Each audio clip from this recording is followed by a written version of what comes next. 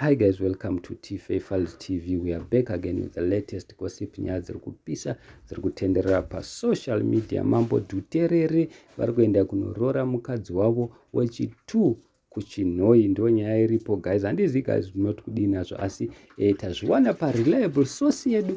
Munhu yari very close to Mambo Dhuterere aburitsa fairi. Takambokuudzai kuti Mambo Dhuterere vari kudanana nemystery person, vane hure ravo vari kudanana navo, mukaramba mukatsika-tsika. Asi nzwa zvataurwa nemunhu ari very close kuna Mambo Dhuterere, ari kudedzera kuti sorry Haidhi, ndatadza kugadzikana. Mambo Dhuterere vari kunoroora musi weSaturday.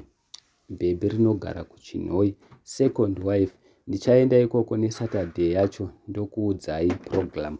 So ndo nyaya iripo guys. Handizivi tinoti kudii, asi vazukuru vambuya Nanda vamwe vanhu vamira naMambo Dhuterere vachitsika-tsika vachiti Mambo Dhuterere muda kuti vaita sei.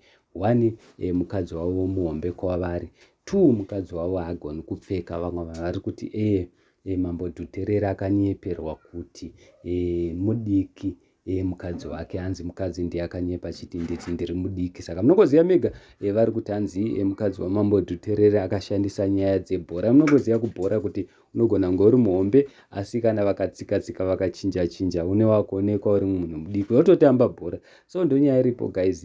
Mambo Dhuterere so far hapana zvavataura, but muchazoinzwa nyaya yachona ichabuda. Takakuudzai isusu last time mukati tinonyepa, but isusu tinotaura reliable sources. Munhu anenge achiunza nyaya dzacho kwadzinobva chaiko chaiko. So handizivi guys munoti kudii nazvo, asi please comment down below mutiudze kuti which one is which. Asi Mambo Dhuterere vari kuenda kunoroora, vamwe vanhu vari kuvadefenda, vari kuti aiwa kuchipostori ndozvinoitika. Hatirambidzi kuti munhu atore vakadzi nyange 3 kana kuti 4. Ndo nyaya yacho guys. So tichange tichitarisa time will tell, tichaona kuti tichapera sei nyaya yacho, because kana kuri kuti Mambo Dhuterere vaenda kunoroora zvemashuwa, which means mukadzi wavo hambofa akafara nazvo, achabuda pachena achitaura kuti aiwa inini handichade marriage iyi. So ndo nyaya iripo guys. Like our videos, kuti aende kure guys. Mukungoisa like hakurai, and please subscribe to our channel kuitira kuti tingirambe tichikuigirai malatest ega. Saka Mambo Dhuterere muri kuyeuka hure ravo riya rekutanga ratakambotaura nezvaro kuti ndo riri kuvapengesa, ndiro that same hure ravari kuda kunoroora Mambo Dhuterere.